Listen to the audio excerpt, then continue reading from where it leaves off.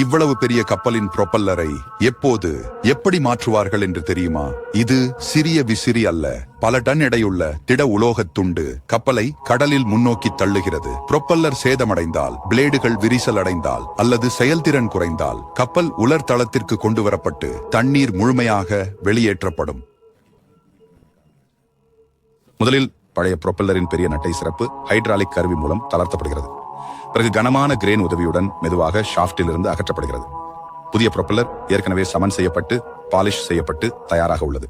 அதை கவனமாக ஷாஃப்டில் சறுக்கி அதிர்வு வராமல் இருக்க சரியான சீரமைப்பு சரிபார்க்கப்படுகிறது. அதன் பின் லாக்கிங் நட்டை இறுக்கி பாதுகாப்பு உறுதி செய்யப்படும். இறுதி கட்டத்தில் சுழற்சி சோதனை, எல்லாம் சீராக இயங்க. இந்த சக்தி வாய்ந்த செயல்முறைக்கு பின் இந்த பெரிய புரொப்பல்லர் மீண்டும் ஆயிரக்கணக்கான டன் கப்பலை அலைகளில் முன்னோக்கி தள்ளத் தொடங்குகிறது. இது இல்லாமல் கப்பல் ஒரு அடி கூட நகர முடியாது என நீங்கள் நினைத்தால் கமெண்டில் எழுதுங்கள். புரொப்பல்லர் வீடியோ பிடித்திருந்தால் லைக், சப்ஸ்கிரைப் செய்து பெல் ஐகானை அழுத்த மறக்காதீர்கள்.